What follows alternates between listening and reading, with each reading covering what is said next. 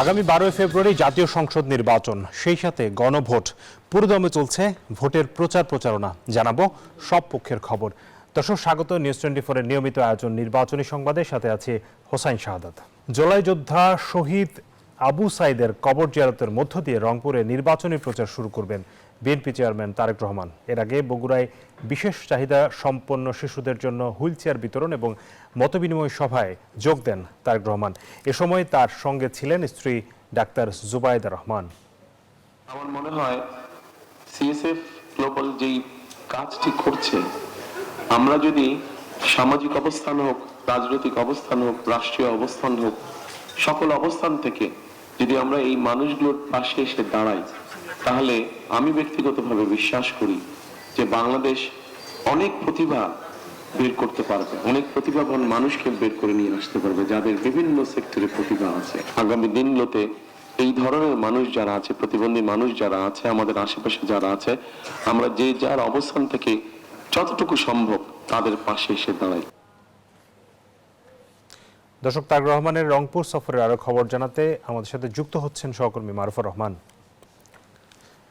মারুফা, কখন নাগাদ তারেক রহমান জনসভায় যোগ দিবেন, সেখানকার এখনকার পরিস্থিতি আমাদেরকে জানাবেন।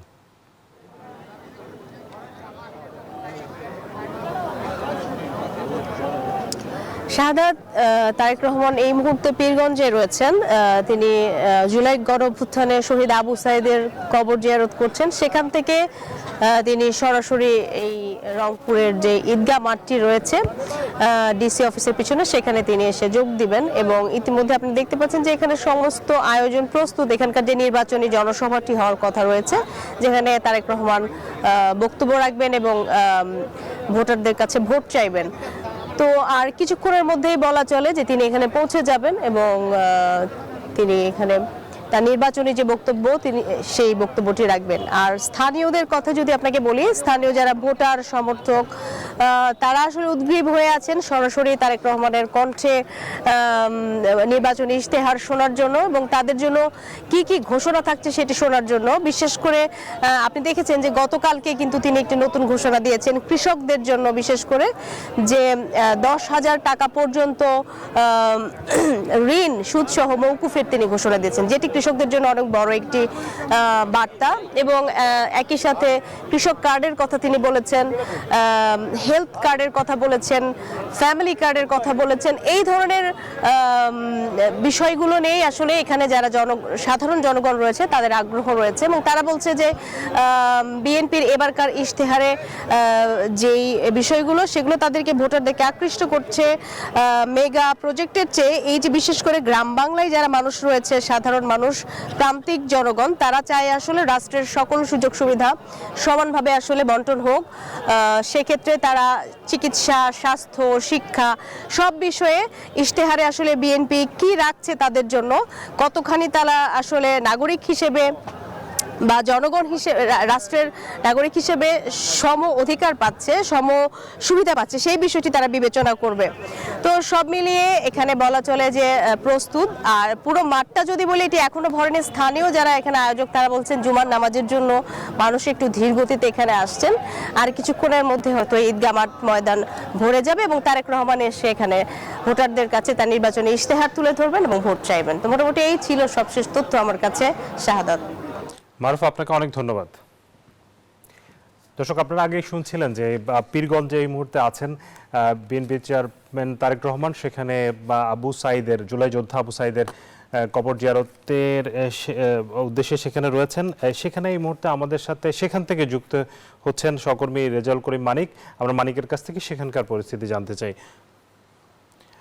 মানিক, তারেক রহমানের কবর জিয়ারতের খবর এবং সেখানে আমরা দেখতে পাচ্ছি যে আইনশৃঙ্খলা বাহিনী আছে, সেখানকার পরিস্থিতি একটু জানতে চাই আপনার কাছ থেকে।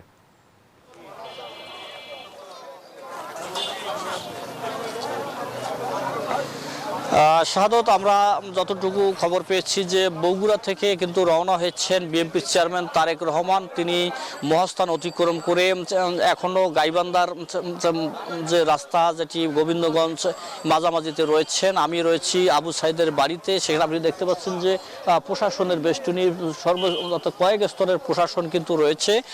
সেই অর্থাৎ এখানে আসলে আবু সাইদ অর্থাৎ শহীদ আবু সাইদ অর্থাৎ জুলাই যোদ্ধা, প্রথম শহীদ যে যোদ্ধা, অর্থাৎ তার কবর জিয়ারতের মধ্য দিয়ে রংপুরের অর্থাৎ বিভাগের যে নির্বাচনী যেটি প্রচারণার সেটি কিন্তু তারেক রহমান শুরু করবেন। আজকে রংপুর ঈদগাহ মাঠে তারেক রহমান নির্বাচনী জনসভায় বক্তব্য রাখবেন। সেখানে রংপুর বিভাগের 33 জন যে প্রার্থী রয়েছেন বিএনপির, সেই প্রার্থীরা কিন্তু আসবেন এবং সেখানে কিন্তু আসলে প্রার্থীদের পরিচয় করে দেবেন। তো বিএনপির সাংগঠনিক সম্পাদক আসাদ হাবিবুল বলেছেন যে সেই ঈদগাহ মাঠ কানায় কানায় পূর্ণ হবে, লোক উপচে অর্থাৎ রংপুর শহরে গিয়ে পড়বে, এমনটাই কিন্তু বলছেন আজকের এই অর্থাৎ সমাবেশের আয়োজকরা। আমি রয়েছি আবু সাইদের বাড়িতে।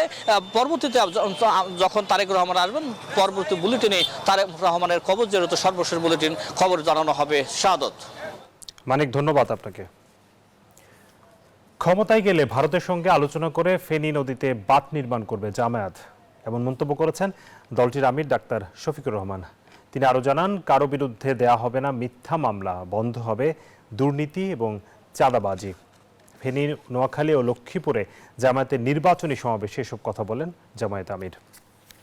আরো শ্রদ্ধার সাথে স্মরণ করছি বিএনপি সাবেক চেয়ারপারসন বেগম খালেদা জিয়াকে।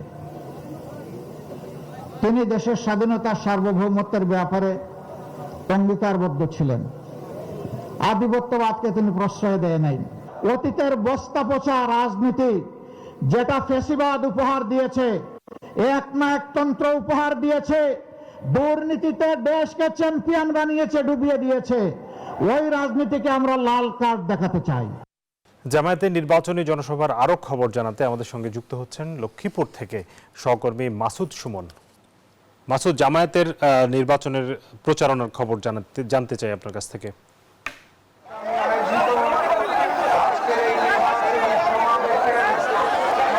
শাহাদাত, আমি এই মুহূর্তে রয়েছি লক্ষ্মীপুরে। আপনারা যেমন বলছিলেন, এর আগে জামায়াতের আমির ডাক্তার শফিকুর রহমান সকালে ফেনীতে জনসভায় বক্তব্য রেখেছেন এবং তার পরবর্তীতে নোয়াখালীতে বক্তব্য রেখেছেন এবং এরপরেও আরও 3টি জনসভায় তিনি যোগ দেবেন।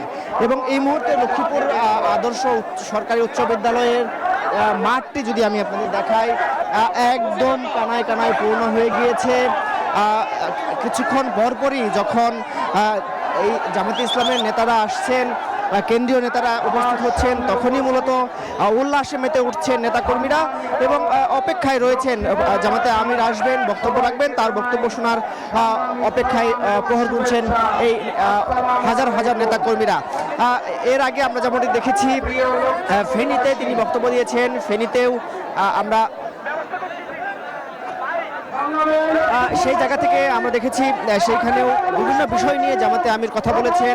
বিশেষ করে ফেনীর উন্নয়নের ক্ষেত্রে ফেনী জাতীয় স্টেডিয়ামের আন্তর্জাতিক মানে করার প্রতিশ্রুতি দিয়েছেন। পাশাপাশি ফেনীতে বন্যায় যে ক্ষতিগ্রস্তের ঘটনা ঘটে সেটি নিরসনে বাঁধ নির্মাণের প্রতিশ্রুতি দিয়েছেন। পাশাপাশি মেডিকেল কলেজ নির্মাণের প্রতিশ্রুতি দিয়েছেন।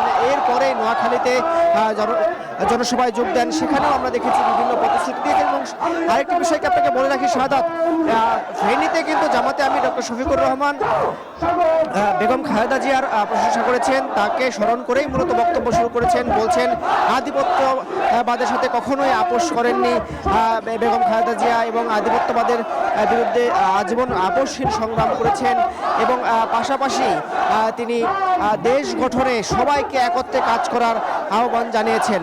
তো সব মিলিয়ে আমি যদি বলি, জামায়াতে ইসলামের এই চট্টগ্রামের প্রচারণা শুরু হলো নবম দিনে।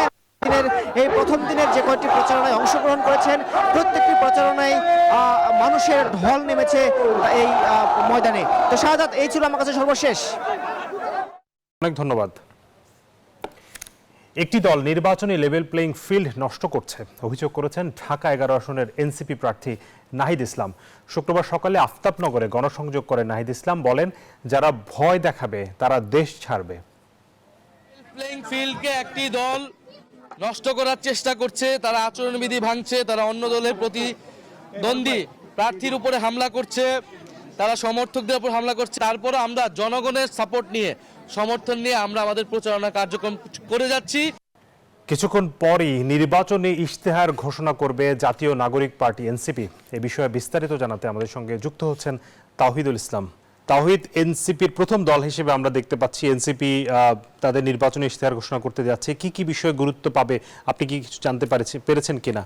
এনসিপির ইশতেহার ঘোষণা হবে আর কিছু সময়ের মধ্যেই, কিন্তু এখনও এখানে কিন্তু এনসিপির যে আহ্বায়ক নাহিদ ইসলাম কিন্তু এখনও এসে পৌঁছাননি। তবে তারা এনসিপি মূলত 5টি থেকে 6টি শাসন 6টি গুরুত্ব রাখছেন ইশতেহারে। সেটা হচ্ছে ইশতেহারে, এনসিপির ইশতেহারে যে গুরুত্ব পাচ্ছে তার মধ্যে হচ্ছে সুশাসন, সংস্কার ও সার্বভৌমত্ব প্রতিষ্ঠায় তারা গুরুত্ব দিবে। তাদের এই 3টিকে সামনে রেখে তারা ইশতেহারটি সাজানো হচ্ছে। এছাড়াও আছে ইশতেহারে গুরুত্ব পাবে নারী অধিকার, কর্মসংস্থান, শিক্ষানীতি ও জলবায়ু।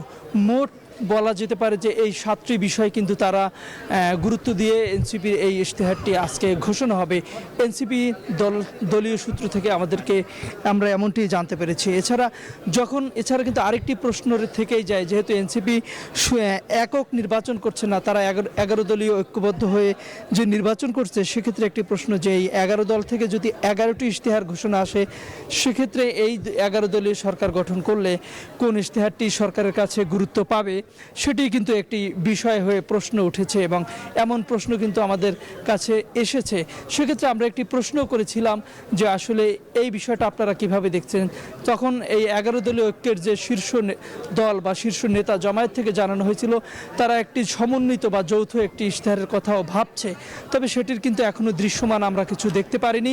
এখন পর্যন্ত জামায়াত ইসলাম কিন্তু আলাদা ইশতেহার দিয়েছেন এবং এনসিপি সেই ইশতেহারেই কিন্তু প্রচারণা তারা চালাচ্ছে। এমনকি জেলায় জেলায় যে জনসভাগুলো হচ্ছে সেখানে কিন্তু এনসিপির নেতাকর্মীরা উপস্থিত আছেন বা থাকেন, তারা কিন্তু সেই ইশতেহারই সমর্থন জানাইয়ে সেই আসনে কিন্তু ভোট প্রার্থনা করছেন ভোটারদের কাছে। তো এনসিপি আজকের এই 7টি বিষয় নিয়ে ইশতেহার যে ঘোষণা করবেন, তারপরে দেখা যাবে যে আসলে জামায়াত ইসলামের ইশতেহার কিংবা প্রার্থীদের অভিযোগ আর পাল্টা অভিযোগের মধ্যে দিয়ে জমে উঠেছে রাজধানী ঢাকার বিভিন্ন আসনে নির্বাচনী প্রচারণা। মিরপুরের প্রচার চালান ঢাকা 11 আসনের বিএনপি প্রার্থী আমিনুল হক, আর পুরান ঢাকায় গণসংযোগ চালান ঢাকা 6-এর বিএনপি প্রার্থী ইশরাক হোসেন। একটি দল তারা ঘরে ঘরে গিয়ে বিকাশে নাম্বার নিচ্ছে এবং বিকাশে তারা টাকা দিয়ে তারা ভোট কেনার চেষ্টা করছে। তারা এনআইডি নাম্বার নিচ্ছে, সে এনআইডি কার্ড দিয়ে তারা ভোট জালিয়াতি করার চেষ্টা করছে। বিগত দিনে ফ্যাসিবাদের বিরুদ্ধে আন্দোলন করতে গিয়ে নানা ধরনের জুলুম নির্যাতনের শিকার হয়েছি। আমরা আজকে একাত্ম পোষণ করে আমরা একসাথে কাজ করে আগামী দিনে বাংলাদেশের গণতন্ত্রকে পুনরুদ্ধারের জন্য কাজ করে যাব ইনশাআল্লাহ। রাজধানীর দয়াগঞ্জে গণসংযোগ করেছেন ঢাকা 6 আসনের জামায়াত প্রার্থী ডক্টর আব্দুল মান্নান। সেখানে আছেন সহকর্মী রিশাদ হাসান। রিশাদ, আপনার আশেপাশে আমরা দেখতে পাচ্ছি যে ব্যাপক জনসমাগম হয়েছে, প্রচারণা চলছে। একটু খবর জানান আমাদেরকে কি অবস্থা সেখানকার।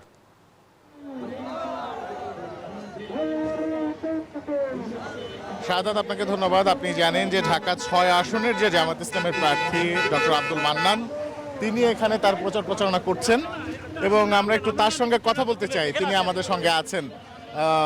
ডক্টর আব্দুল মান্নান, আপনি একটু বলবেন যে এলাকার উন্নয়নে এবং বিশেষ করে এই এলাকার ভোটারদের জন্য আপনার প্রতিশ্রুতি জায়গাটা কি? আমার প্রতিশ্রুতি হচ্ছে সন্ত্রাস, চাঁদাবাজ, দখলবাজ, মাদক সম্রাটদেরকে প্রতিহত করে জনগণের জন্য একটা নিরাপদ ঢাকা 6 গড়ে তোলা এবং গ্যাস সংকটের যে সংকট আছে এটা সমাধান করা।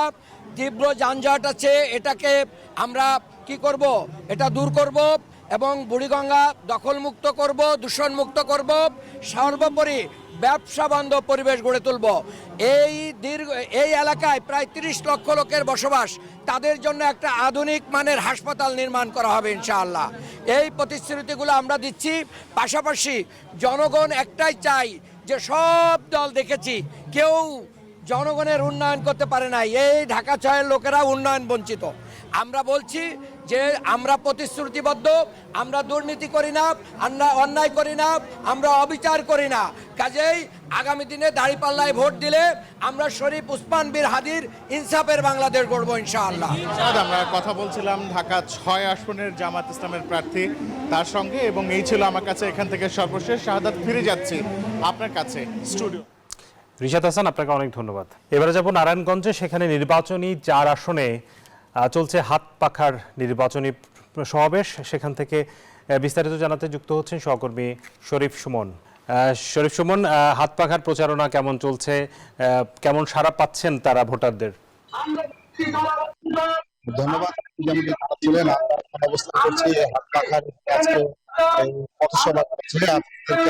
চাই কিন্তু ইতিমধ্যে কিন্তু নেতাকর্মীরা হয়েছে এবং তারা এখানে জনসভার এবং এখানে জনসংযোগের পাশাপাশি কিন্তু পথসভা করতেন। তারা করতেন যে তারা দাঁড়িয়ে দাঁড়িয়ে যাচ্ছেন এবং এই হাত পাখা প্রতীকের তারা নিয়ে তারা জনগণের দাঁড়িয়ে দাঁড়িয়ে যাচ্ছেন এবং জনগণকে তারা বিভিন্ন ধরনের প্রস্তুতি দিচ্ছেন এবং ভোটাররা কিন্তু তাদের সাথে স্বতঃস্ফূর্তভাবে দিচ্ছেন বলে প্রার্থীরা জানিয়েছেন। ভোটাররা জানিয়েছেন দীর্ঘ 17 বছর তারা ভোটাধিকার প্রয়োগের থেকে তারা বঞ্চিত ছিলেন, যে কারণে কিন্তু তারা ত্রয়োদশ জাতীয় সংসদ নির্বাচনে ভোট দেওয়ার জন্য তারা উন্মুক্ত রয়েছেন এবং তারাও তাদের পছন্দের প্রার্থীকে তারা তারা তারা তাদের যেই ভোট দেওয়ার জন্য সহকর্মী শরীফ সুমন জানাচ্ছিলেন হাত পাখার নির্বাচনী প্রচারণার খবর।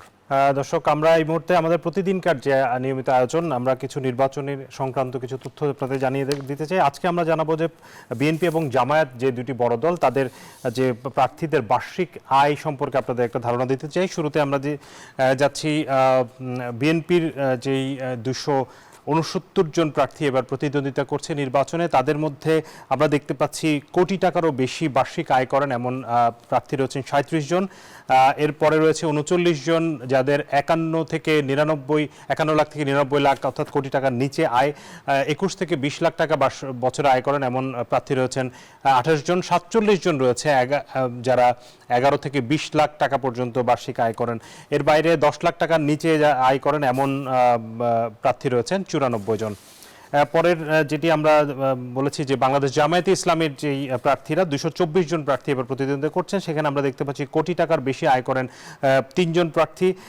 51 থেকে 99 লাখ তালিকায় দেখতে পাচ্ছি 3 জন। 7 জন দেখতে পাচ্ছি 31 থেকে 50। 8 জন রয়েছেন 21 থেকে 30 লাখ এবং 11 থেকে 19 লাখ টাকা বছরে আয় করেন এমন 39 জন, এবং 154 জন আছেন যারা 10 লাখ টাকারও কম আয় করেন বছরে। দর্শক, নির্বাচনী সংবাদে এই ছিল আজকের আয়োজনের সাথে থাকার জন্য ধন্যবাদ সবাইকে।